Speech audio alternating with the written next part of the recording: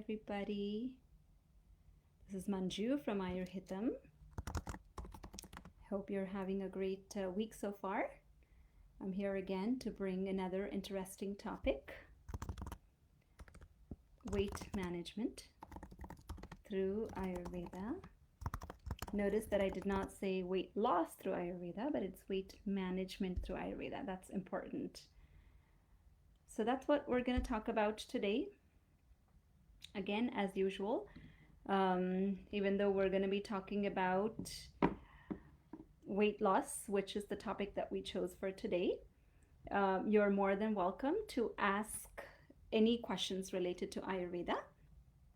So I'll be able to answer those questions as well.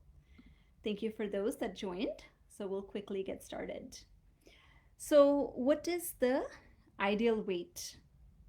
And there are many theories out there about ideal weight, about good BMI. There's many theories out there.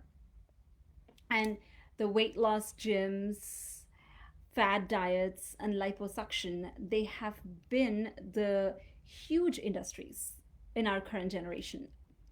This usually is because we're all, as a generation, led to believe that there is a standard weight all of us must fit into that category. And because of that notion, we want to get to that perfect zero size or perfect figure. And in my humble opinion, that's why these industries are on the rise. But how many of you have felt deprived of energy after losing weight with fad diets or liposuction or any of those diets that give you promise that you can lose weight immediately? I mean, you might feel light immediately, you might feel better immediately, but then is that sustained? Is the energy sustained over a period of time? That's questionable. Again, you have to understand our body has a unique blueprint, and that's given to us at birth with a different combination of 5 elements. And because of this combination, we have a unique constitution. And depending on our constitution, certain type of weight, certain amount of weight is unique to us. Certain amount of weight is going to be appropriate for us. So I want you to think about that we should not be, it's not necessary that we must all fit in one size. We must all have one perfect size.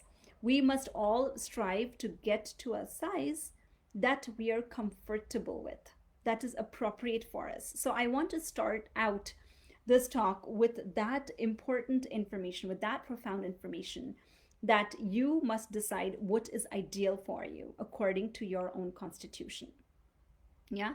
So again, we know that if there is too much weight, there's going to be an overload on your tissues.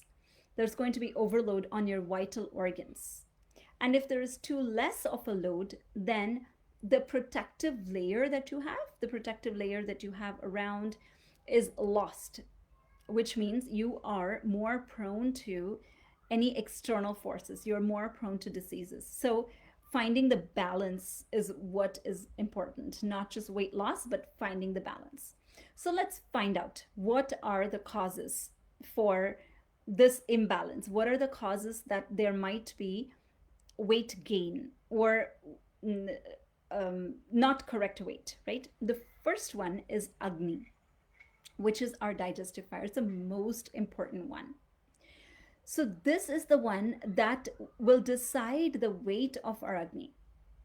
Any conversion that needs to happen in our body is because of this digestive fire. I mean, in Western terms, you can say these are the enzymes, but any raw material that you give food to your body, and that is converted into your own tissues, into your own dhatus. Your body is made from food, and that conversion needs to happen. Like I'm talking to you right now, and you're trying to understand what I'm trying to speak. That conversion needs to happen.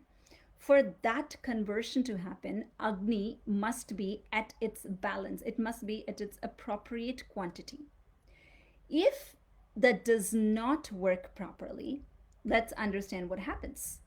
Then you're giving the input, the raw material is inputted as food, but this raw material is not digested. It stays in the body as undigested waste. So, because it is staying as undigested waste, it forms a layer. And if the phenomena continues, then there's going to be layer on layer on layer. So there's going to be multiple layers of undigested food that is stored in the body, right? And this blocks the channels because this is thick, it is strong, and it is thick. It blocks mainly your fat tissue, which is your fourth tissue that gets formed after the food is digested. So what happens is this might block your fat tissue, which is in your abdominal region, mostly in your abdominal region. It blocks that area. So because it is blocked, the phenomena that is explained in Ayurveda is that there are 7 tissues, and fat tissue is the fourth tissue. Each tissue, once it is digested, it helps digesting the next tissue. Because this is all stuck here, the undigested food is stuck here, the remainder of the tissues are not digested properly, which are your bones, your bone marrow, your reproductive juices. They're not digested properly, they're not nourished properly. So you feel weak. Even though you're giving raw materials, you're giving food, you are feeling hunger, but because the food is not being digested and because the remaining of the tissues are not being nourished properly, you feel weak in spite of giving good raw materials. So, and when the block happens, the air that is moving freely cannot move freely. What it does is it keeps on firing, the air keeps on blowing. And because this air is blowing in your abdomen, what it does is it also blows your fire that's there, your digestive fire that's there. Every time the digestive fire keeps blowing, you have that feeling of hunger. So you feel hungry, you eat. Then whatever you eat becomes this fat tissue. The circle, the vicious circle keeps continuing.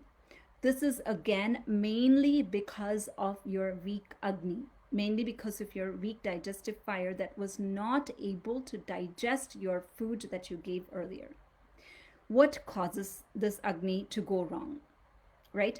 The nourishment to Agni is food itself.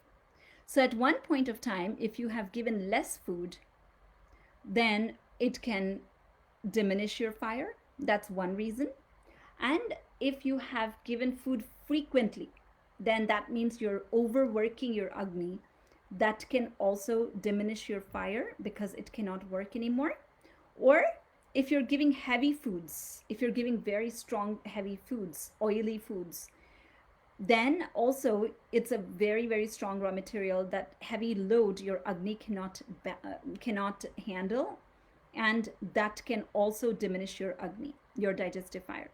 So if this phenomena keeps happening, what happens is you can then not even digest the easiest of the foods. Even you give the easiest of the foods, that will still become undigested toxin.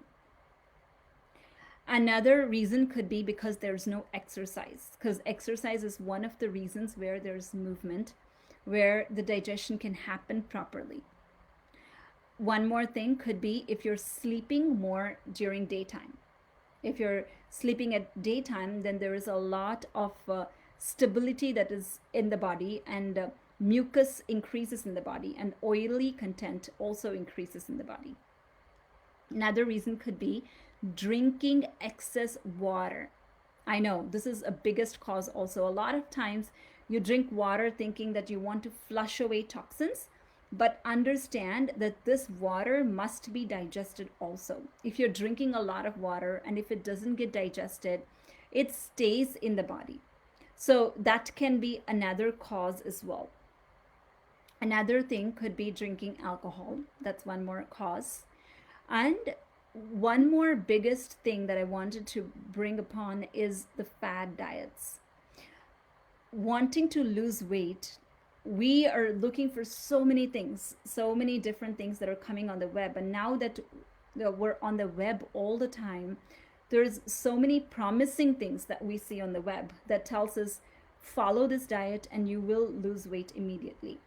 So we will quickly move to that diet because we're in that desperate situation that we want to lose weight or we want to maintain the weight, and we forget all the diet that we have been doing all these years and quickly switch to this new diet. It's like you are using an Apple phone, but someone told you that Samsung charger will charge it properly, will give it good charge, and you're trying to charge it with a Samsung phone. Your Apple phone does not know how to function with that Samsung charger. So that's exactly what happens with your fire. Your fire does not know what to do with this new type of files that you're giving it. Then it gives up. And anytime you take any fad diet, any diet that you're changing to, you must notice that of course, you will probably lose weight immediately, but it is difficult. It's very, very difficult to sustain it throughout. So I would want to choose a diet that has been there for 5,000 years and that has been time tested, and want to follow that. Again, childhood obesity is also on the rise. That's because of sedentary life that we've been following. So making sure that there's some kind of movement and there's not a lot of sedentary life also is something that you have to look at. Now that we have looked at what is it that causes this problem, we'll look at factors to overcome. What is it that we need to do, right? So we know that food is the raw material that we give to the body, and that is the way that our tissues are made up of. But food is only one of the 4 sources of energy. There are other sources of energy too. You have to make sure you tap into the other sources of energy. The other source of energy is sleep, making sure that you're getting good sleep so that you're tapping that energy source. Another source of energy is breathing. You're making sure that you're using your good lung capacity and breathing well, using that source of energy. Another source of energy, the 4th source of energy, is meditation. It's not necessary that you're sitting down, closing your eyes and meditating, but you can do anything that makes you meditative, which means you can do any hobby that you have, anything that you like that will take you to that meditative stage. So tapping onto those resources that will help you get energy is also very important. Food is not the only source of energy. So understanding that first, and then making sure you follow the rules when you take food. You must relax when you're taking food. You have to take time and you have to know what you're eating. Eating mindfully. When you're doing that, you're automatically giving much more energy with food. If you're eating very fast and if you're not even knowing what you're eating, then that food will not nourish you appropriately like you want it to. If you take time to eat, relax, then that satisfaction itself will help you eat less quantity. Try it for yourself. Do not take my word for it, but try it and then tell me if that really worked or not. Relaxing, knowing what you're eating will definitely bring you satisfaction and good energy. Another thing is to definitely eat only 3 meals a day, which is following the rule of light breakfast, heavy lunch, making sure that when the sun is at its peak, eat your heavy lunch, and light dinner. And dinner could be, you can use any kind of soups for dinner. That will be best. And making sure that you eat your dinner early on, like by 6:37 you're finished with your dinner, you're done with your dinner. Eating small frequent meals is not allowed at all. understand what happens when you eat small, frequent meals, right? Your fire that comes up is only digesting that food that you're eating. It's not able to go to that reserves that you have for a longer time. So it's digesting the food all the time. If you give time in between, then your fire will have chance to digest the old files, right? Intermittent fasting, this is something that a lot of people have been talking about. Ayurveda has spoken about it 5000 years ago also. Intermittent fasting, you can skip a meal, skip a lunch, or skip dinner. Skipping a dinner is the best. When you skip that, like we spoke about earlier, instead of digesting the food that you ate, the Agni, the digestive fire, will burn the reserves that you have, because there's a sequential action of Agni that happens. It first digests the food that you eat. Once there is no food for it to digest, then it goes and digests the reserves that are there, the old files, the undigested food that has been there. If it is done with digesting the undigested food, then it goes and digests the dhatus, your own tissues. So there's a fine line between digesting your undigested food and going to your dhatus. So you have to know how much fasting you're doing. Doing a lot more will harm your tissues.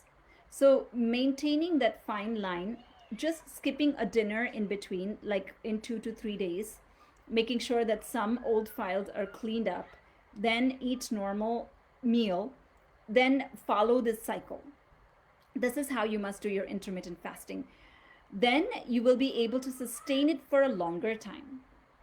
And another thing that you want to do is make sure that you include good digestive spices. Good digestive spices are something that are available in your kitchen. It's not necessary just the cumin, coriander that you have. You can use basil, you can use parsley, whatever digestive spice is not very spicy to your tongue, but it is able to digest your food, like cumin, coriander, fennel. Use these in your foods. Another most important thing that you have to follow with your food is to make sure that your food has good life force. Make sure it is fresh. If the food is fresh and warm, then it will give you good satisfaction. Then you don't have to eat a bigger quantity. So make sure that you're eating food that is warm, light, but most importantly, fresh, so that you don't have to eat bigger quantity to feel satisfied. So that's about food. And you're more than welcome to ask me any questions in between. I'll answer all the questions at the end. Yeah, and it's I'll go on with other factors that are necessary, but you can go ahead and ask me any questions that I have spoke about so far, and I'll be able to address them. And the next thing that you would want to do is exercise. That's most definitely true. And all of us know that this is most importantly true. Make sure that you start slow. You do not have to hike Mission Peak like in one day. Start with slow steps. Do just walking, how much ever you can do, and start with half your capacity. Half your capacity is when you start breathing from your mouth and when you start sweating from your forehead and sweating in your armpits. That's when you stop the first day and build upon it. Your capacity will increase. So this slow, steady, but disciplined approach is very much important than doing a lot of workout in one day. Because if you do a lot of workout one day, then your air element in the body increases. Vata increases in the body. You cannot sustain it for a longer time because you feel tired. So doing slow but steady exercise is very important. Excessive exercise leads to vata, and if there is a lot of air element, that also causes a lot of dilation, and it could also feel like you have increased in size. So making sure you do correct amount of exercise, but every day without fail. For females, make sure that you don't do during your cycle days. But other than that, make sure you do it on empty stomach. Do your exercise every day. Another thing is Udvartana, which is told in Ayurveda also, which is dry scrubbing your whole body with powders. You can use any powder. You can use like chickpea flour, or if you're able to get Triphala powder, you can get Triphala powder. And take that powder, you can apply just a small layer of oil on your body just before shower, and you're going to really rub all the parts of your body, especially where there is a lot of fat storage on your abdomen, on your thigh region. Wherever there is excessive fat storage, really dry scrub it with the powder so that the fats that are stuck in that area, you're able to move them, and you will give them a chance to move and help them go out of the body. So this dry scrubbing is very, very effective as well. Another thing that I wanted to talk about is barley soups. If you're trying very hard to reduce weight, barley soups will help you very much because it feels heavy to digest, but it is also drying at the same time. So your tissues will feel like, it's like if you imagine a stick, a wooden stick that is soaked in water for a longer time, how it loses its shape. That's how your tissues will feel like if they are soaked in water for a long time, in mucus for a long time. If that is what the causative factor is, knowing the causative factor is very important. So we spoke about all the causative factors. If that is the case, then make sure that you include barley in your diet so that it will suck away all the water, excess water in the body, and it will give stiffness and shape and form to your tissues again. You can use barley in the form of barley soups. You can use the barley flour and make rotis, make tortillas out of the barley. That's one way you can use that. And one more thing that you can use is mung soup, mung beans. You can soak the mung beans, cook them in water, like 1:6 ratio of water. Cook them and filter the water. Mash the mung, filter the water, and use this water. You can season the water. You can add whatever spices you want to this water. You can add salt to that water. You can add a little bit of spices to that water.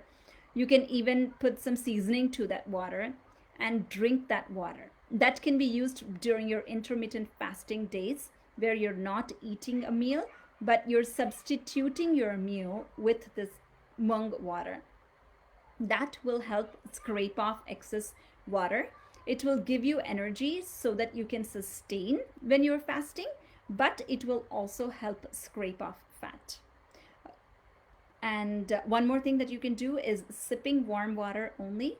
Don't drink lots of water, but sip warm water. And another thing that you can do is honey is a good scraper of fat. In the morning, I know a lot of people drink warm water with lemon and honey. Instead of adding honey to warm water, I have discussed in many of my posts that you should never add honey to warm water. What you have to do is you have to reduce the water to half. Bring it to room temperature. Reduce the water to half by boiling it.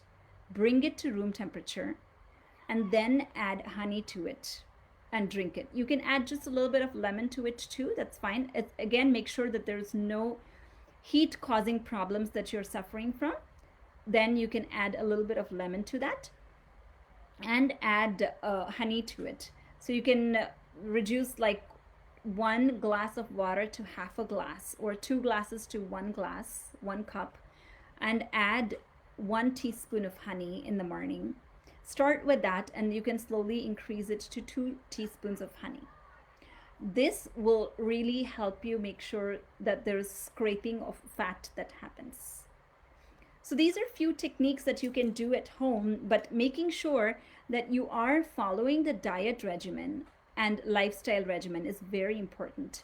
You can always work with a practitioner to understand what is the causative factor behind the increase in weight. Again, making sure that you are not overdoing and you are not straining your tissues is very important. Balance is important. You can work with a practitioner so that you can be on certain herbs to digest the undigested toxins that have been there for a longer time, and you can build upon your own routine that you can do, your own diet and lifestyle that you can do. So you can do that, or make sure you follow all of these and let me know how that works for you. I hope that this was beneficial to you and you can utilize this for your daily life. I have a question here, and you can definitely start asking me questions. May I know which timings are better to eat food in intermittent fasting? I'm eating at 11 a.m. and 6 p.m. Sure. So you can definitely have, if you have hunger in the morning, you can have a glass of milk, warm milk with some spices in it. That can be your breakfast. And eat a good lunch at 11 and eat at 6 p.m. You can eat anything. It's not necessary that you have to restrict to certain foods only when you're doing that. You can use any foods that are wholesome, that are cooked, and that are warm foods. Always make sure that there are 6 tastes that are in the foods. So making sure that there is good amount of grains, making sure that there is good amount of vegetables in there. Grains should be the bigger portion. Then you have vegetables, and you can have a soup, some water content that you're taking along with the food. So if you have, and food is always cooked with good fats like ghee or coconut oil.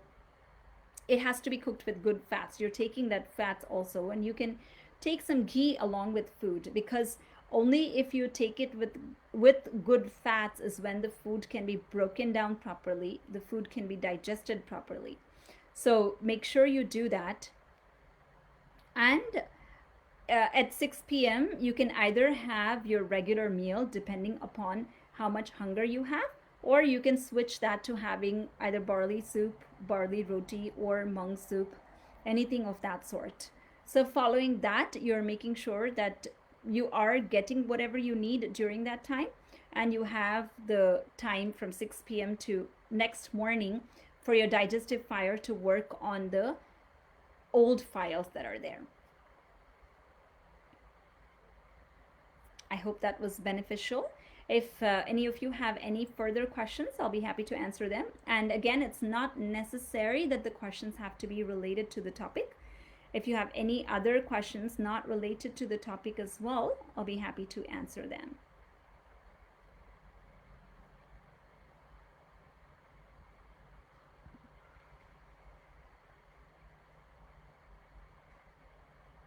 So I have a message saying, when is the best time for barley soup? I've just mentioned that right now. You can do that at night as your dinner, or you can do that as your lunch as well. Or if you're eating as a snack in between, you can make it as a snack in between. You will be the judge of your digestive fire, and you use it accordingly, according to your hunger. But you can switch that to your dinner. That will be best. You can do that. Can I eat fruits along with cooked food in dinner? Absolutely not. Because again, fruits are raw. They're not cooked. And food is cooked. They have some amount of fire in them. So just like different solvents are needed for digesting, for dissolving different chemicals. If you're doing a lab experiment, you know that different solvents are needed for different chemicals to be dissolved. Just like that, our body releases different enzymes to cook different types of food. If it's cooked food, there is some type of enzymes that it releases. If it is raw food, there's a different kind of enzymes that it releases. It will be confused and it will only release one kind. So either your cooked food will be digested, or your raw food or your fruit will be digested. Anything that is not digested will stay back fermented in the body and stay back as undigested food. So it's very important that you keep a gap between your food that you're eating, and any raw food or your fruits that you're eating. Fruits must not be combined with food, and again, fruits must not be combined with your milk also. That's very, very important. Again, the incompatible foods, I've spoken a lot in my posts in the past. You can check the incompatible foods also in my posts. Those must be avoided, so that your fire will not be abused. To keep your fire strong, you must stay away from incompatible food.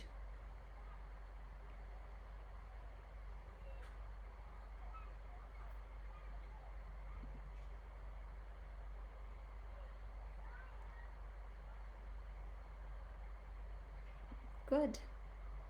So if that's all the questions that you have, I hope this was beneficial. Can I skip cooked food and eat only fruits for dinner?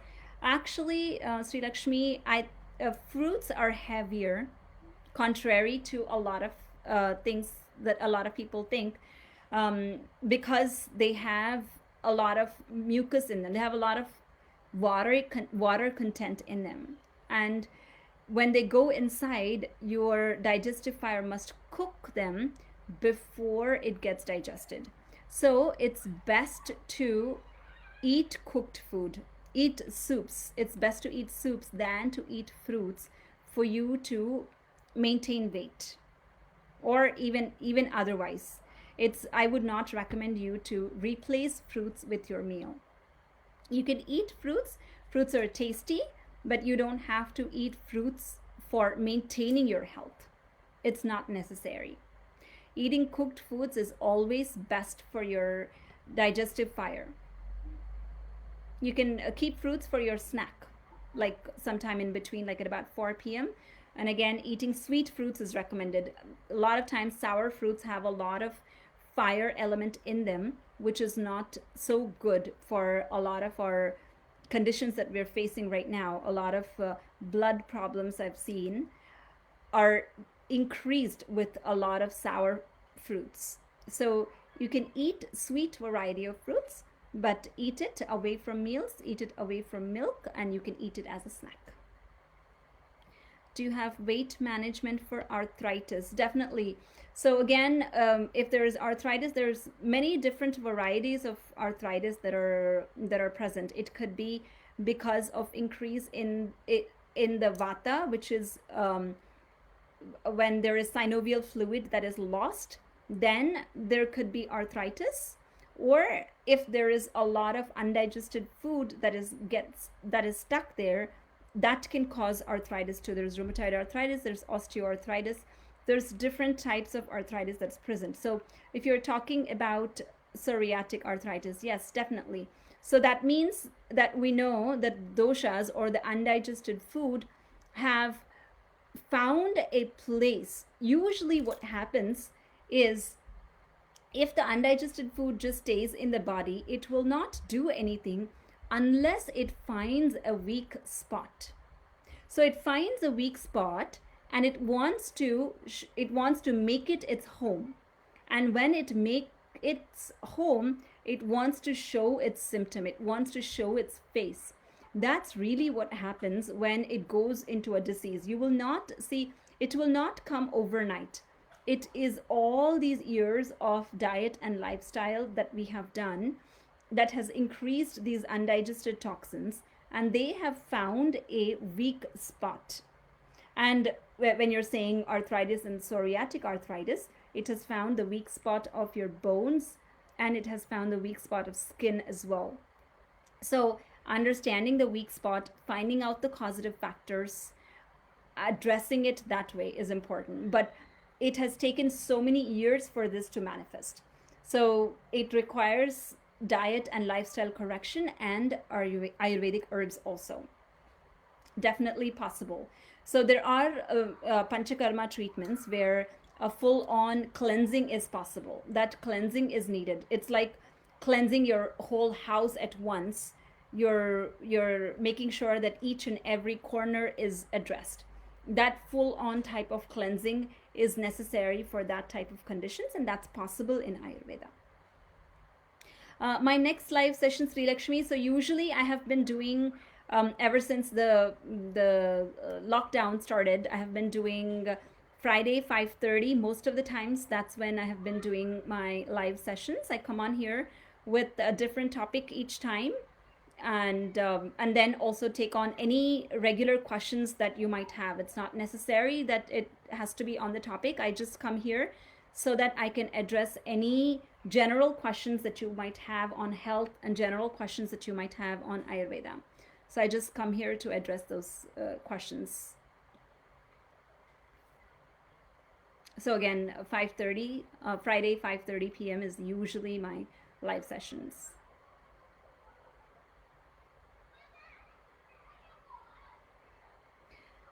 I hope that answered your question, Trishna Dubey.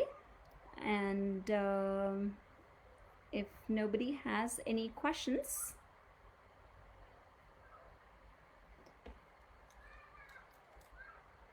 we can see you all. How about diabetes, weight management, and curing diabetes? Yeah, yes, Friday 5:30 p.m. PST, Sri Lakshmi, correct.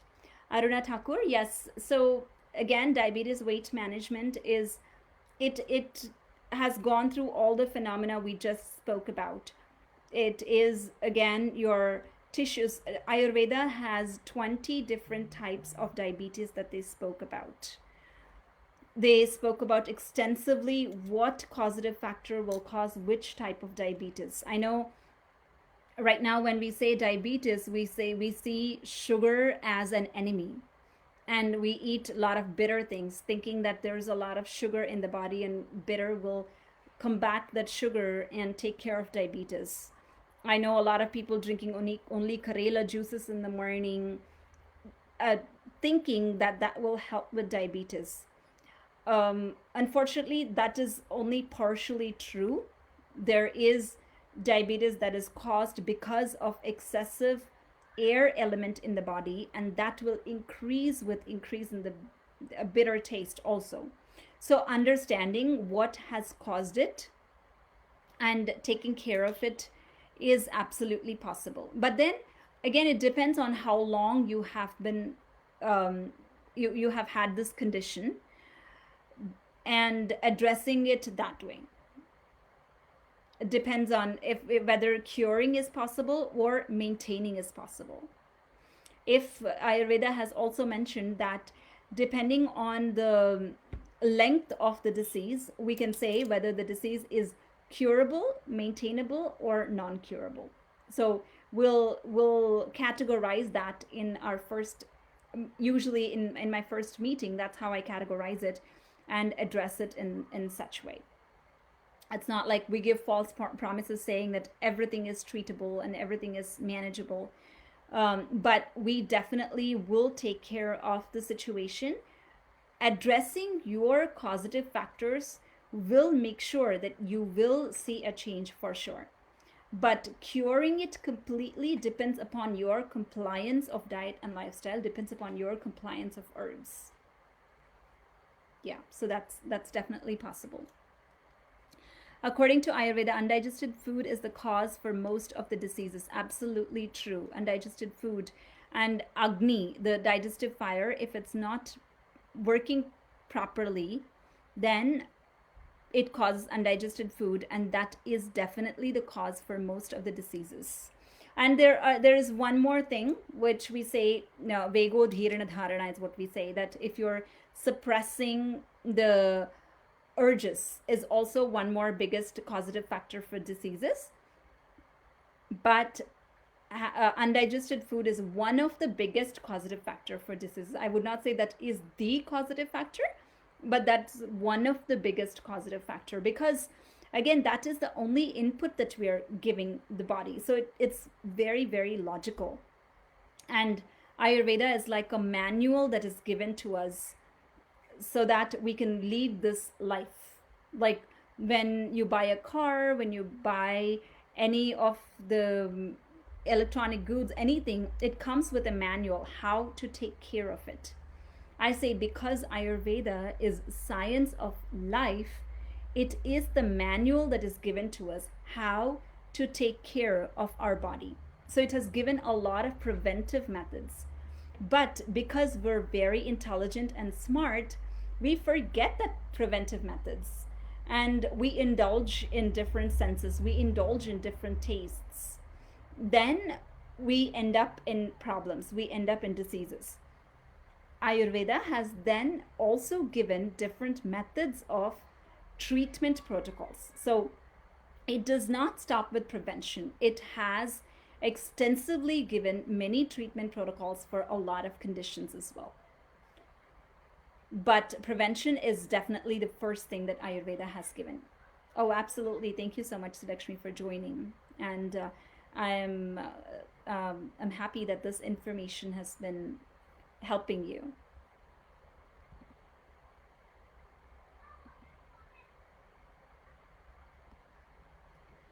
Awesome.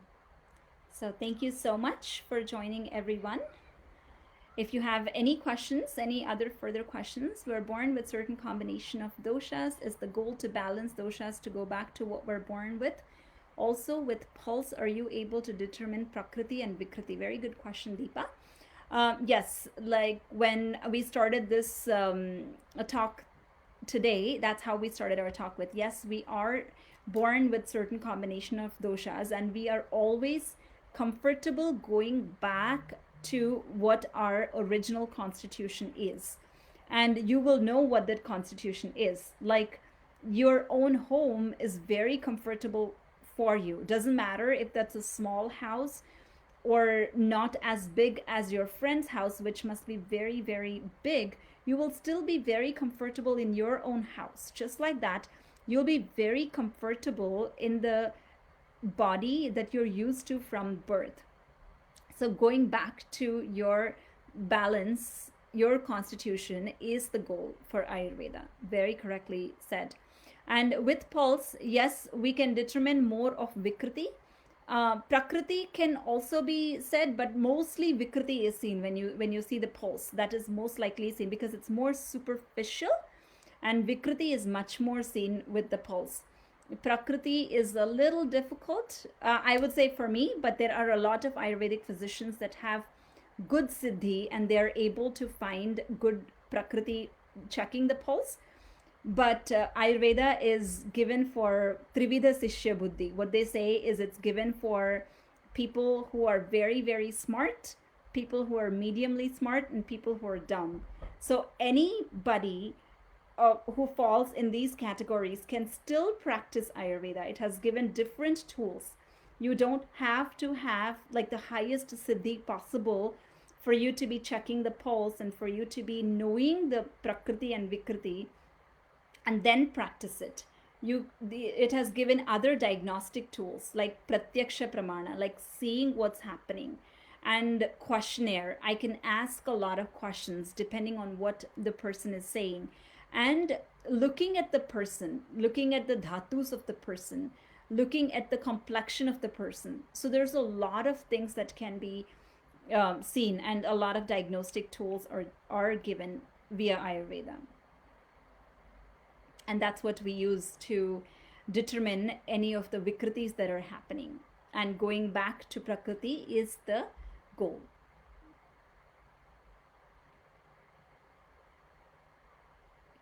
I'm sure you probably have some background of Ayurveda, Deepa Raman. See that you're using the terminology.